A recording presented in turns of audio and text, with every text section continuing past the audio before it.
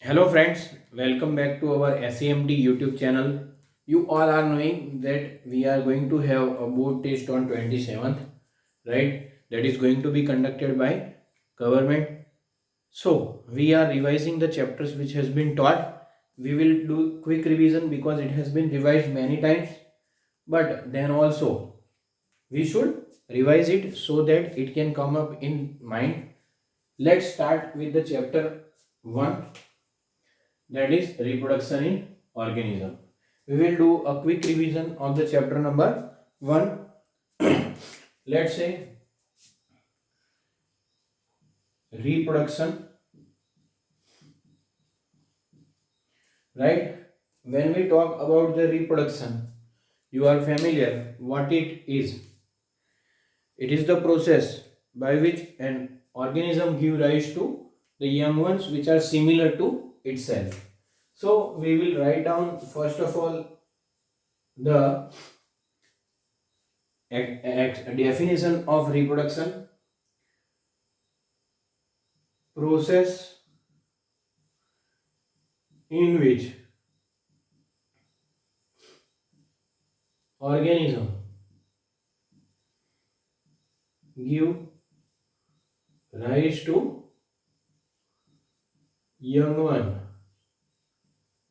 similar to itself,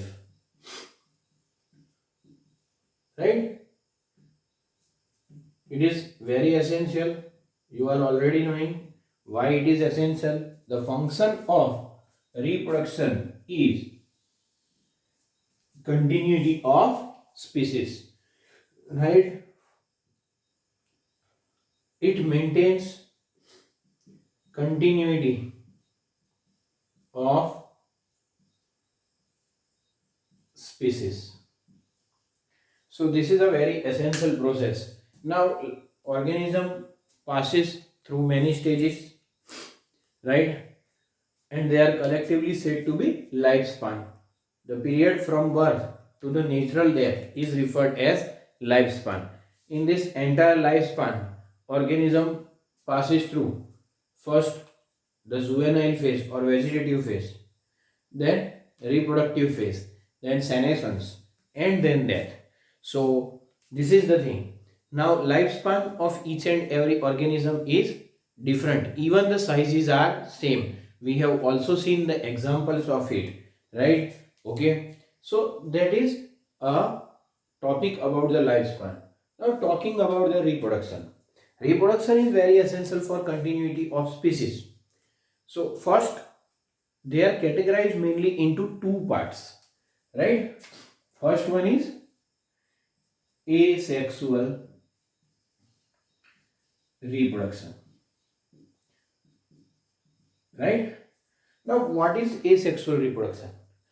It is the process in which organism forms the young ones which are similar to itself. Only a single parent is involved. There is no variation because it has been developed from the same parent, single parent. So there will be formation of clones which are genetically similar to the itself. So that means asexual reproduction involves single parent where no gametes are formed, no fusion occurs. That is called as asexual reproduction. Now let's take some examples of asexual reproduction.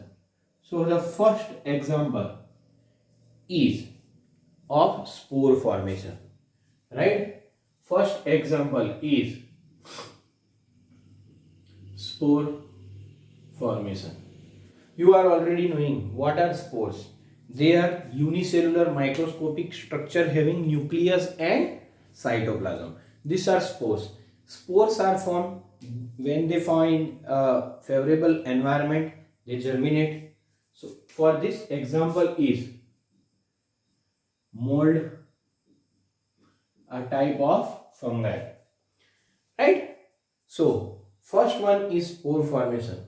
Second type of asexual reproduction is binary fission, right? In binary fission, what happens?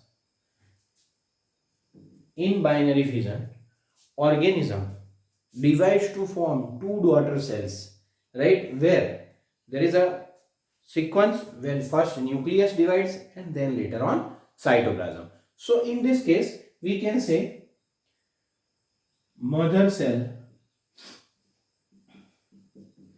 divides to form two daughter cells. Example for this is amoeba. Okay, this is the best example for the binary fission where mother cell is dividing to form two daughter cells. The third type of, see this one is second. Now the third one is regeneration, right? Regeneration is renewal of the portion of the body, which has been lost or injured.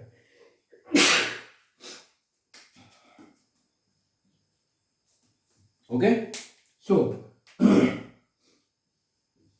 regeneration of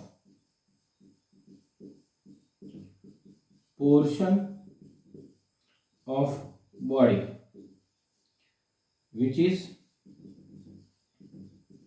lost or injured. You can take example as flatworm, right? We can take example as flatworm. Now the fourth example is budding. You are knowing it, right? That a bud is formed, okay, and bud grows into new individual. So the example is, fourth example is budding, right? Bud of parent organism give rise to new individual, right? New individual.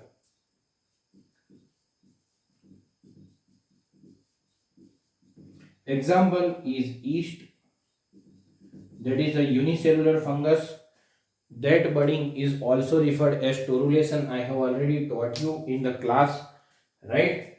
After that, the next one is vegetative propagation. You might have seen that vegetative part of the plant develops into an individual, right? Vegetative part includes root, stem and leaves, right? So that is called as vegetative propagation. Okay, vegetative parts, that are root, stems and leaves, that develops into or give rise to the new individual, that is called as vegetative propagation. And in that we can take several examples. Let's say potato eyes. Examples are potato eyes, they are birds. Then bryophyllum leaf birds, right? Then next one is water hyacinth, that is offset, okay?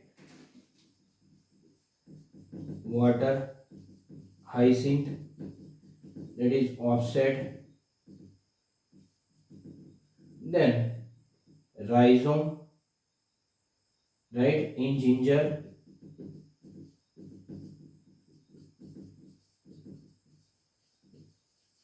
Right, okay.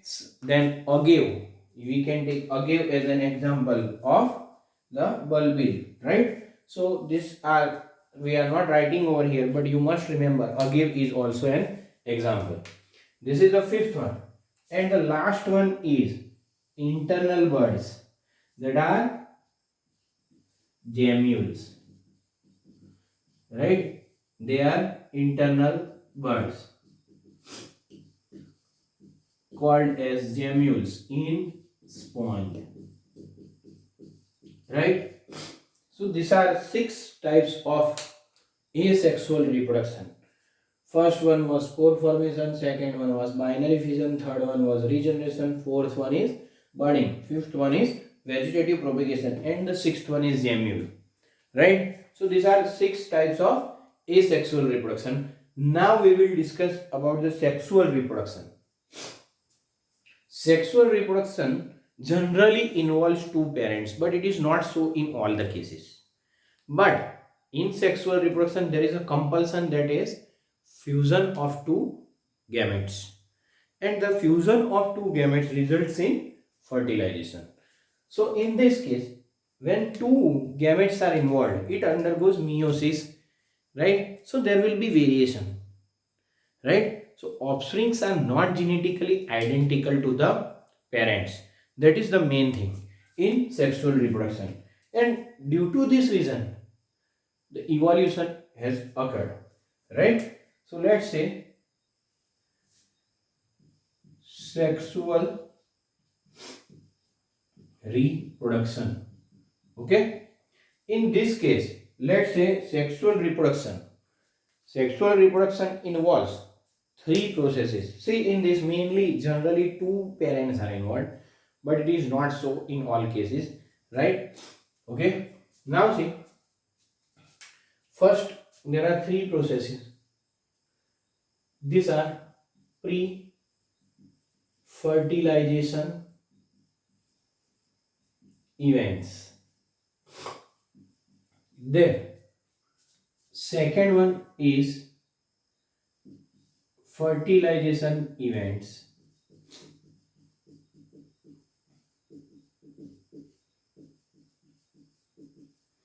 and the third one is post fertilization events,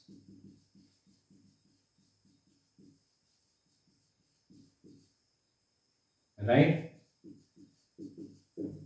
Okay, so these are 3 processes which are there in the sexual reproduction. Let's say first one is pre-fertilization events.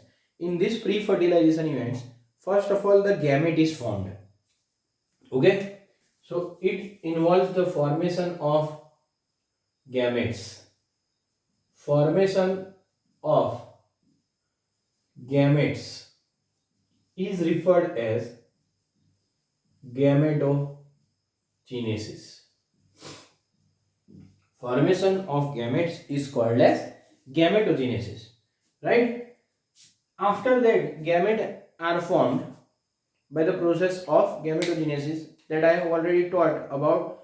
If the plant body or animal body or organism body is haploid, it will undergo mitosis to form gametes.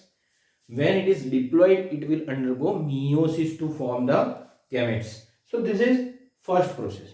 Second one, after that, when gametes are already formed, we need to transfer them.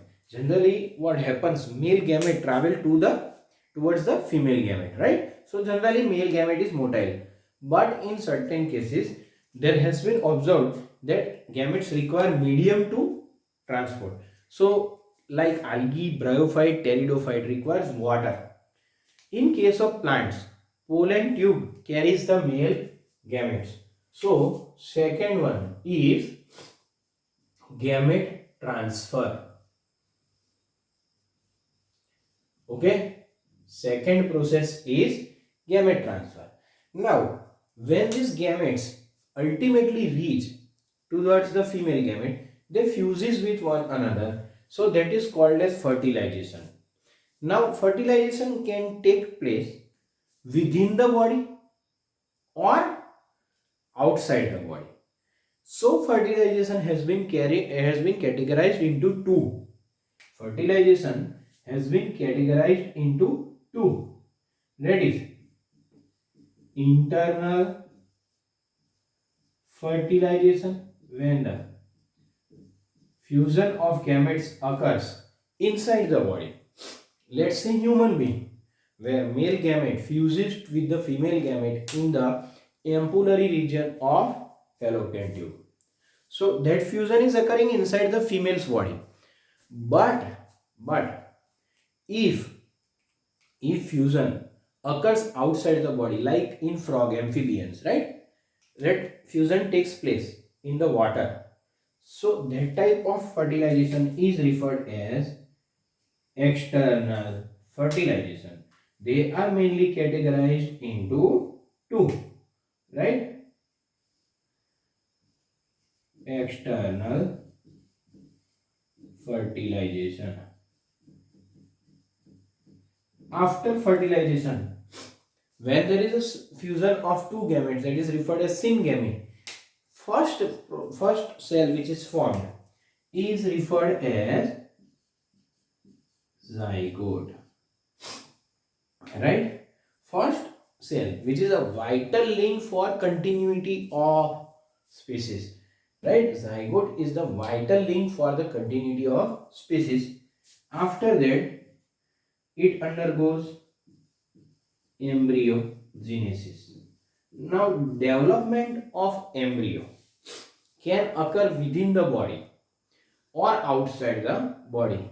So, they can be categorized into two, that is oviparous and viviparous. If the development occurs outside the body in a shell of calcium carbonate which lays eggs, they are referred as oviparous.